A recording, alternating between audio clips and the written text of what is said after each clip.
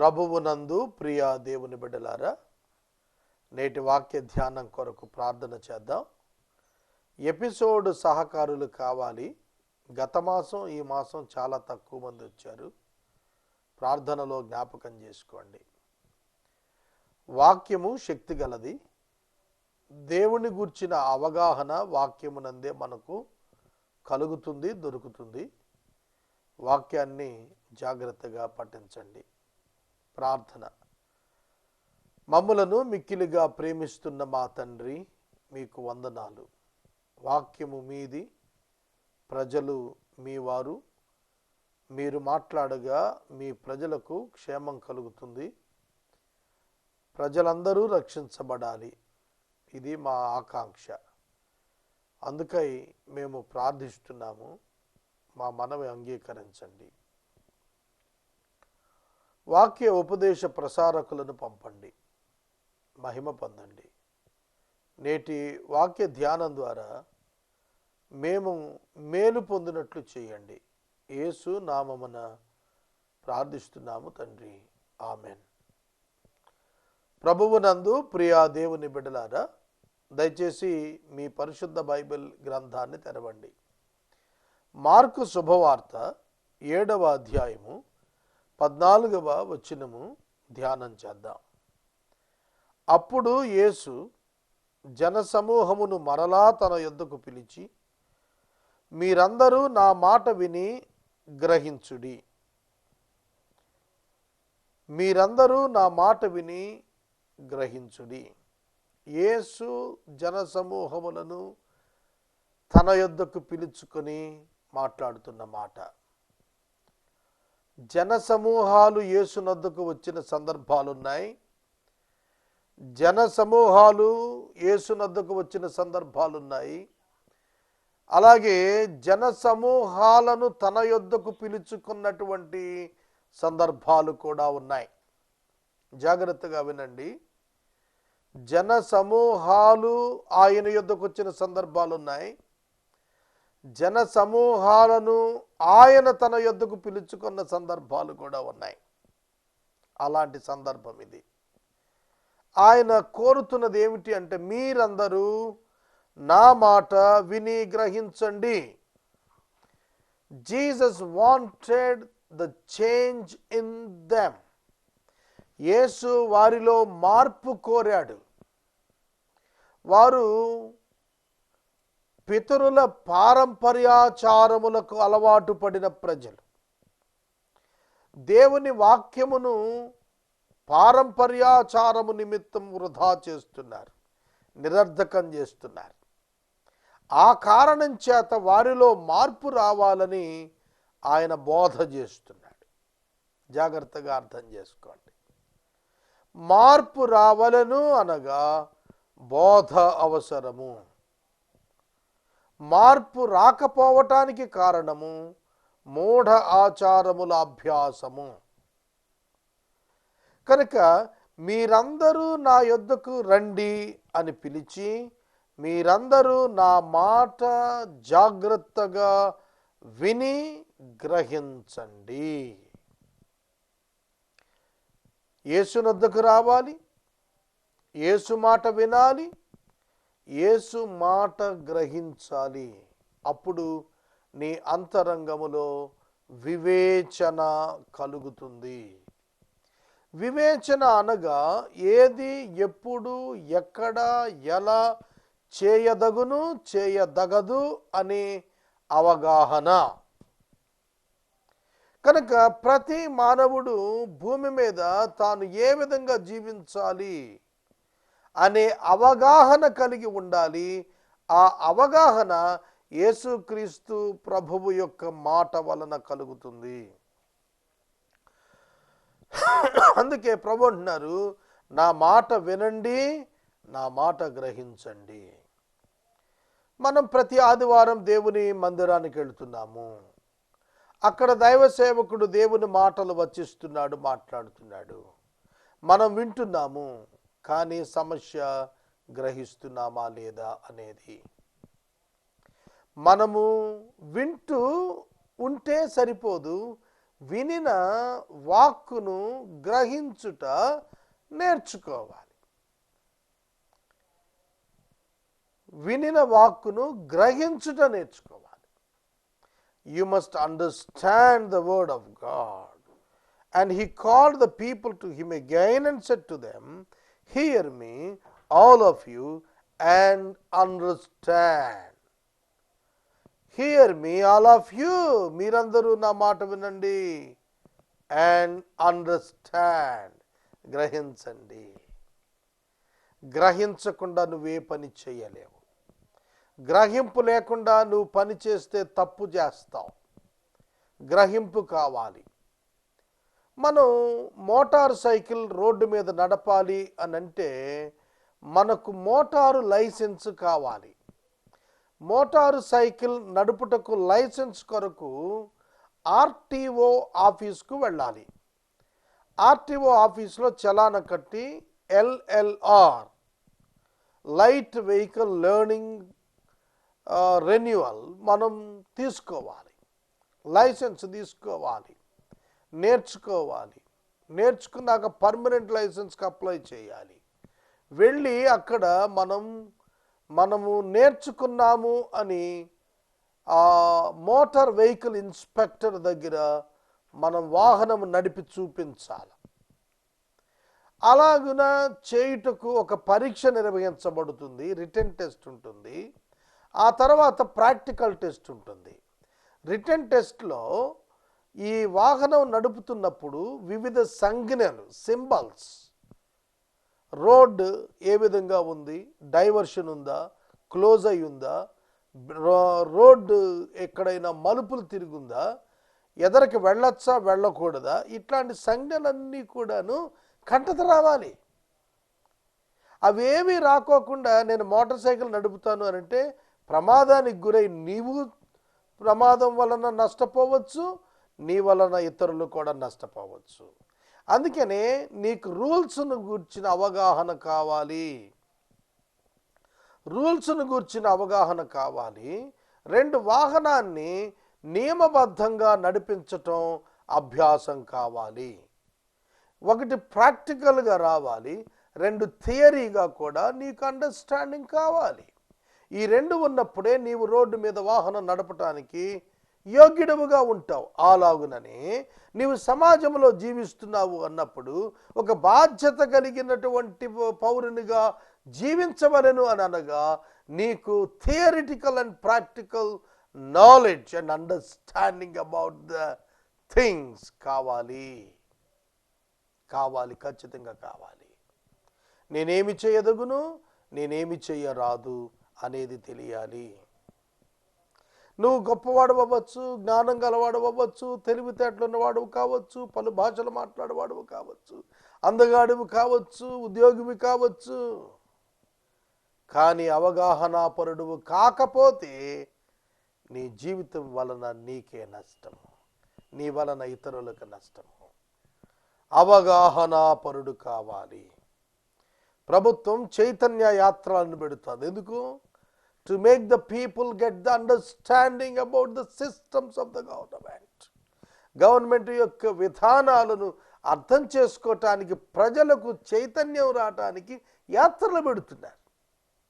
అలాగే వివిధ రంగాలలో వివిధ రకాలైనటువంటి మనుషుల మధ్య డిఫరెంట్ అండర్స్టాండింగ్ లెవెల్స్ పెంచడానికి అనేకమైన ప్రోగ్రామ్స్ కండక్ట్ చేస్తారు. అన్నింటా కూడా ఉన్నాయి ఇట్లాంటివన్నీ ఎడ్యుకేషన్ ప్రోగ్రామింగ్స్. సమాజంలో ఎట్లా బ్రతకాలి, చట్టాలు ఎలా వాడుకోవాలి, చట్టాలను ఏ విధంగా వినియోగించుకోవాలి, ఏ చట్టాల కింద ఏ నేరాలు ఉన్నాయి, ఇవన్నీ కూడా అవగాహన లేకపోతే సమాజంలో ఒక మంచి పౌరుడిగా జీవించలేం. ఆనాడు యూదా మత నాయకులతో యేసుక్రీస్తు ప్రభువు చెబుతోంది అదే, ప్రజలందరిని పిలిచి చెబుతోంది అదే, మీరు నా మాట విని గ్రహించండి. పితరుల పారంపర్యాచారాలు లెక్క పెడుతున్న ఓ మనుషులారా, come to me and listen to me and understand the things. నా యొద్దకు రండి, వినండి, గ్రహించండి. ప్రభు పిలుస్తున్నాడండి. ఎవరైనా అలా చెప్పారా అంతకుముందు? నా యొద్దకు వచ్చి నా మాట విని గ్రహించండి అని ఎవరైనా మాట్లాడుతున్నారా? లోకమంతా ఒకవైపు కొట్టుకొని పోతుంటే ప్రభు వాళ్ళని ఆపి తన యొద్దకు పిలుస్తున్నాడు. కమన్ టు మీ, నా యొద్దకు రండి, నా మాటలు వినండి, నా మాటలు గ్రహించండి, దేవుని చిత్తం ఏమిటో నేర్చుకోండి, దేవుని చిత్తం ఏమిటో తెలుసుకోండి. అమెరికా దేశంలో 70 సంవత్సరాలుగా సేవ చేస్తున్న ఒక ప్రముఖమైనటువంటి దైవ సేవకుడు అన్నాడు. నేను ఆయన పేరు చెప్పను, కాంట్రవర్సీ అవుతుందని పేరు చెప్పనన్నాను. ఆయన ఎక్కువ ప్రవచనాలు చెబుతూ ఉంటాడు, దేశాల మీద, ప్రభుత్వాల మీద, పరిస్థితుల మీద. వాటిని చూసి వాటి మీద బైబిల్ కామెంటేటర్స్ ఇచ్చినటువంటి వ్యాఖ్యానాలు చూస్తే భయం వేస్తుంది. అతను ఒక రాంగ్ ప్రొఫెట్ అని రకరకాలుగా ఇచ్చారు. ఉదాహరణ చెబుతాను, డేక్స్ బైబిల్ ఉంది. డేక్స్ బైబిల్ని ప్రతి ఒక్కరు ఇష్టపడతాం, ఎందుకంటే దానిలో కొన్ని లక్షల ప్రసంగాలు ఉంటాయి. దేవుని కృప అది 2000కో 3000కో దొరుకుతుంది వాడు ఇండియన్ మార్కెట్లో. దాని గురించి బిల్లీ గ్రహం గారు అన్న స్టేట్మెంట్ ఏమిటంటే, Dake's makes pastors lazy. Dake's makes pastors lazy అంటే ఇక బైబిల్ చదవకుండా స్పాట్లో ప్రసంగం చేయటానికి అనుకూలమైన అవుట్లైన్స్ ఉంటాయి అందులో. ఆ డేక్స్ బైబిల్ని అందరినీ చదవద్దన్నారు. కామన్ బిలీవర్, ఆర్డినరీ బిలీవర్ దాన్ని చదివితే డైవర్ట్ అవుతాడు కొన్ని అంశాల్లో అని హెచ్చరిక చేశారు. ఎందుకని? కొన్ని విషయాలు అవగాహన లేకుండా ఆయన వ్యాఖ్యానించారు అందులో అనేది సిద్ధాంతపరంగా తెలియచేయబడింది.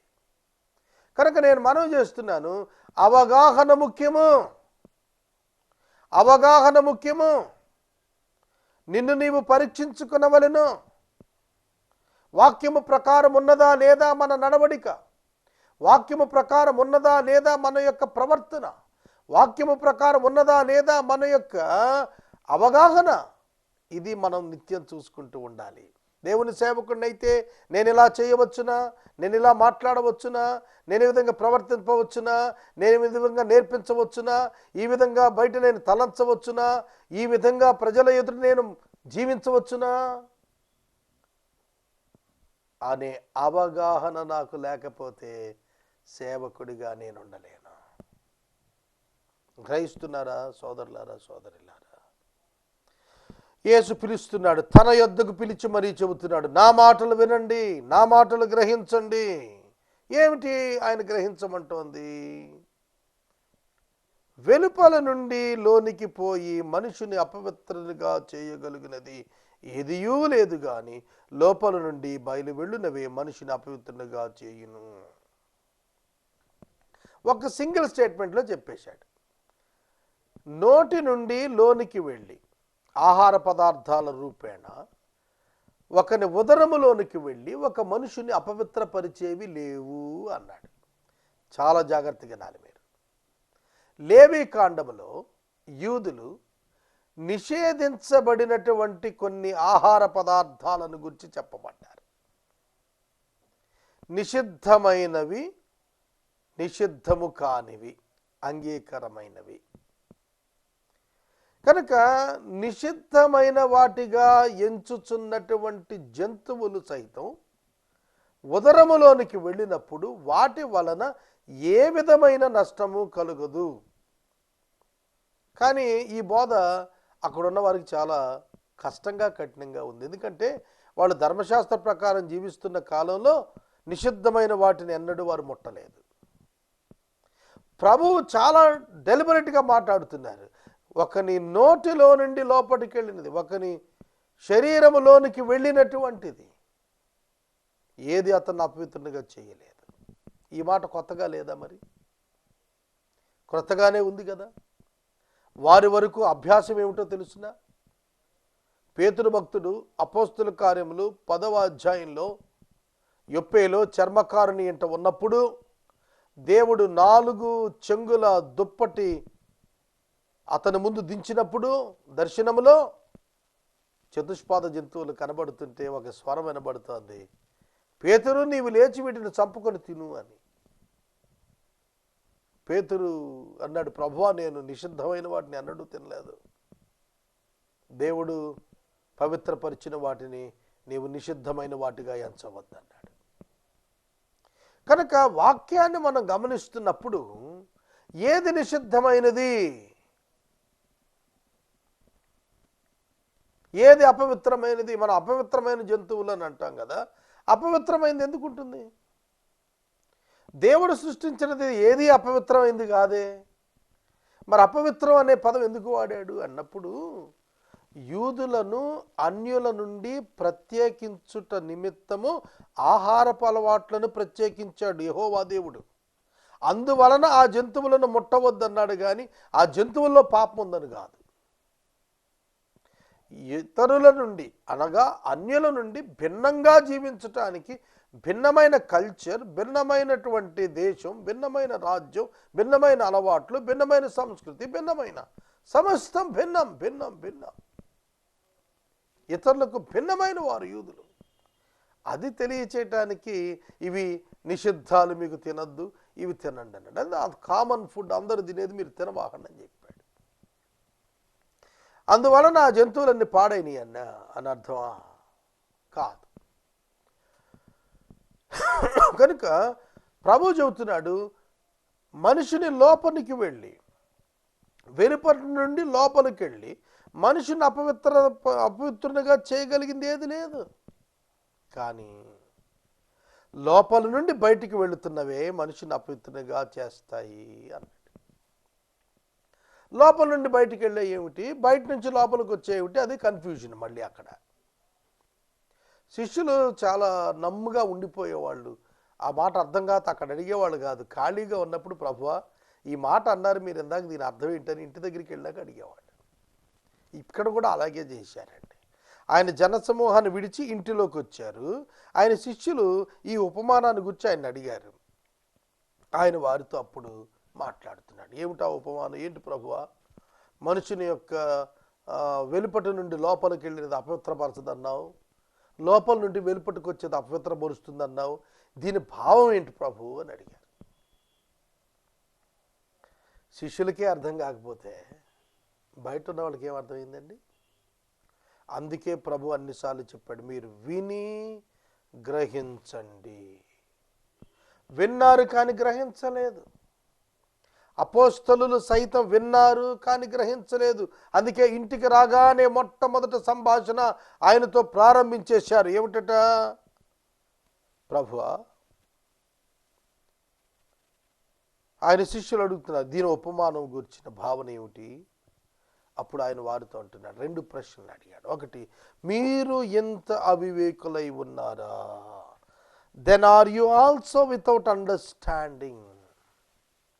అవివేకులై ఉన్నారంటే మనం తిట్టు కింద భావిస్తాం తెలుగులో, అవివేకి అన్నాడు ఏంటా అని.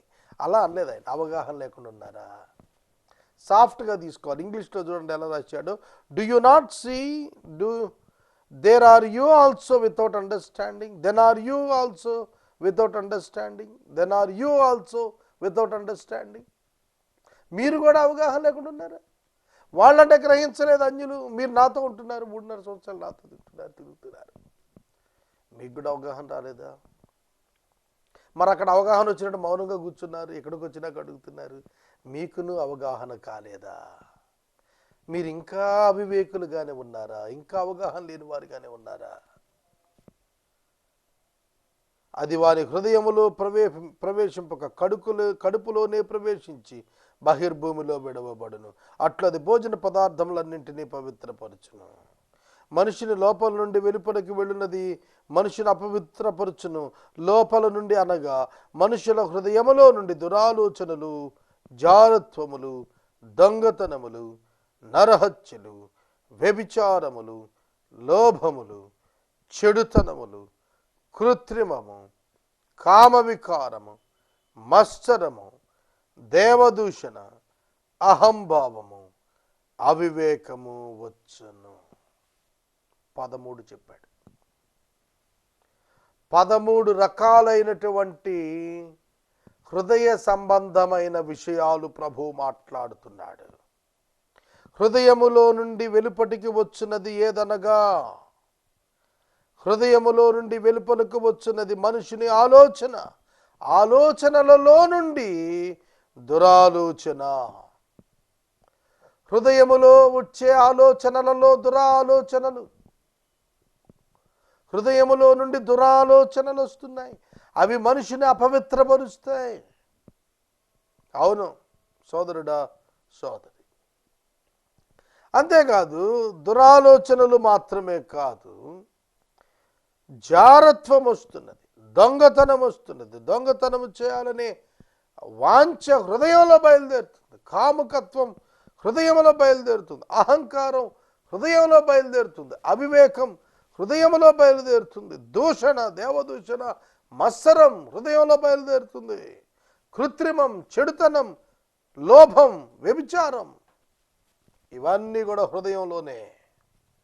అందుకే హృదయము పాపమునకు ఉత్పత్తి స్థానము. పాపము క్రియ కాదు, పాపము హృదయమందు ఉత్పన్నమవుతున్న భావన, ఉత్పన్నమవుతున్న తీర్మానము, ఉత్పన్నమవుతున్నటువంటి స్వభావము. సోదరుడా, సోదరి, దొంగతనం హృదయంలో పుడుతుంది. మొదట బాహ్యమున దొంగగా మారతాడు. వ్యభిచారం హృదయంలో పుడుతుంది, బాహ్యమున వ్యభిచారిగా మారతాడు. అర్థమవుతుందా? కనుక హృదయములో చెడ్డ ఆలోచన బయట చెడ్డవాడిగా మారతాడు. హృదయములో నరహత్య వెలుపట నరహంతకుడు అవుతాడు. హృదయములో లోభము వెలుపట లోభిగా మారుతాడు. చెడుతనం, కృత్రిమం, ఆర్టిఫిషియాలిటీ, ఇవి నేను ఇంగ్లీష్ బైబిల్లో కూడా ఒకసారి చదువుతాను, జాగ్రత్తగా వినండి. And he said, what comes out of a person is what defiles him. ఒక మనుషుల్లోండి వెలుపటికి వచ్చినవి అతని డిఫైల్ అంటే అపవిత్రత, అపవిత్రపరుస్తాయి. For from within, out of the heart of man come evil thoughts, sexual immorality, theft, murder, adultery, coveting, wickedness, deceit, sensuality, envy, slander, pride, foolishness. ఇవన్నీ కూడా మనుషుని అపవిత్రపరుస్తున్నాయి. ఈ 13 లెక్కెట్టుకుంటే మన హృదయంలో ఎక్కడో ఒక మూల అవి పనిచేస్తూనే ఉంటాయి. నిత్యము ప్రభు సన్నిధిలో lord forgive me, lord cleanse మీ, దేవా నన్ను క్షమించు, దేవా నన్ను శుద్ధీకరించు, నిత్యము ప్రార్థన చేస్తుండాలి. మన హృదయం మోసకరమైంది, నువ్వు భక్తుడు అని చెప్తుంది, జాగ్రత్త. మన హృదయము మోసకరమైనది, నువ్వు పరిశుద్ధుడు అని చెప్తుంది, జాగ్రత్త. మన హృదయము మోసకరమైనది, నువ్వు ప్రయోజకుడు అయిపోయావు అని చెప్తుంది, జాగ్రత్త. నువ్వు శ్రేష్ఠుడు అని చెప్తుంది, జాగ్రత్త. అయ్యో నేనెంత దౌర్భాగ్యుడను, ఇట్టి ఘోరమైన శరీరము నుండి నన్ను ఎవడు విడిపిస్తాడు, మరణకరమైన ఈ శరీరం నుండి నన్ను ఎవడు తప్పిస్తాడు. పౌలు గారు ఆక్రందనతో ఏడ్చాడండి. ఇవాళ ఆక్రందన మనలో ఉందా? ఇవాళ మనం మందిరానికి వెళ్తున్నాం, దీవెనల కోసం పరుగులెత్తుతున్నాం, కానీ మారు మనసు కొరకు పరిగెత్తే అనుభవంలోనికి రండి. చివరి దినాల్లో ఉన్నాం సోదరుడా, సోదరి. Don't beg for the physical blessing, plead for the spiritual blessing. Please plead for the spiritual blessing. ఆత్మ సంబంధమైన ఆశీర్వాదమైన మారు మనసు కొరకు ప్రాధేయపడు. నీ జీవితాన్ని మార్చుకో. ఇవాళ ఉదయాన్నే లేచి లేవియకాండం 26వ అధ్యాయం చదివాను. 6 గంటలకు, 6 గంటలకు 5:46 మధ్యలో ఆ వాక్యం చదివాను. మరలా నేను క్రింది భాగానికి వచ్చి మరలా 6:30కి మరలా ఇంకో బైబిల్ని తీశాను, అందులో మరలా చదివాను. 7:30 గంటల వరకు దాన్ని, ఆ ఒక్క అధ్యాయాన్ని ధ్యానిస్తూ వచ్చాను. నా హృదయంలో వచ్చిన మాట నేను మీకు చెబుతున్నాను. బంగారు కంటే కోరదగిన వాక్కు అది. దానిలో ఏమన్నాడు తెలిసిన? 5 పర్యాయాలు 7 రెట్లు శిక్ష అధికం చేస్తానన్నాడు. నీవు మారకపోతే, ఇశ్రాయేలు నీవు మారకపోతే, నేను శిక్షించినా మారకపోతే, నేను గద్దించినా మారకపోతే, నేను ఎంతగా హెచ్చరించిన మారకపోతే, నీ జీవితం మార్చుకోకపోతే, ఎన్ని పర్యాయాలు దేవుడు 7 రెట్లుగా శిక్ష పంపిస్తా అన్నాడు. చివరిలో ఎంత అనంత కృపామయుడంటే ప్రభు ఒక్క మాటలో చెప్పాడు, నువ్వు పశ్చాత్తాపపడితే, నీ అవిధేయత, నీ అతిక్రమం, నీ పాపము, నీ సమస్తం, నీ జారత్వం, నీ వ్యభిచారం, నీ విగ్రహారాధన అన్నీ కూడా పక్కన పెట్టి, అయ్యా నేను పాపిని క్షమించు అని ఒక్కసారి నా దగ్గరికి వస్తే, నేను నీ పితరులను అబ్రహాము, ఇస్సాకు, యాకోబులతో చేసిన నిబంధన నిమిత్తము నిన్ను నేను జ్ఞాపకం చేసుకుంటాను. What a wonderful God, what a wonderful God. ఎంత గొప్ప దేవుడు అండి. నిబంధనను జ్ఞాపకం చేసుకుంటా అన్నాడు. అంతకంటే శ్రేష్టమైన నిబంధన యేసుక్రీస్తు ద్వారా మనకిచ్చాడు. క్రొత్త నిబంధన క్రిందకు మనల్ని తీసుకుని వచ్చాడు. మన పాపమును చూచుట లేదు, ఆయన శిలువను చూస్తున్నాడు. మన పాపమును విడిచి ప్రభు నన్ను క్షమించు అని నీవు వచ్చిన క్షణంలో రెప్పపాటున you will find that you were forgiven. You will be found that you will be forgiven. నీవు క్షమించబడ్డావని రెప్పపాట్లో నీకు అర్థమవుతుంది. That's the greatness of God. అది దేవుని యొక్క మహా గొప్పతనం. I experienced that in many times in my life.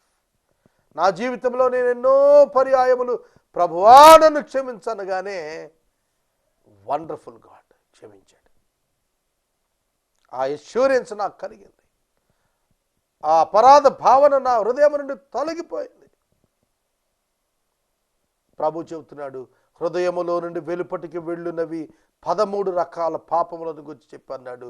ఇవి మిమ్మలను అపవిత్రపరుస్తున్నాయి.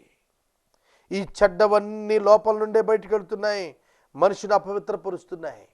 మతం ఎంతసేపు వెలుపటి అలంకారాన్ని సరిచేస్తుంది. పాత్ర వెలుపటి భాగాన్ని శుద్ధి చేయటం గొప్ప కాదు, పాత్ర లోపటి భాగాన్ని శుద్ధి చేయాలి. నీ అవుట్వర్డ్ అపియరెన్సెస్ని శుద్ధి చేయటం కాదు, నీ అంతరంగములో ఉన్న హృదయములో ఉన్న మోసమును నీవు శుద్ధి చేయాలి. దానికొక్కటే మార్గము, మందు, ప్రభు అయిన యేసుక్రీస్తు యొక్క రక్తము.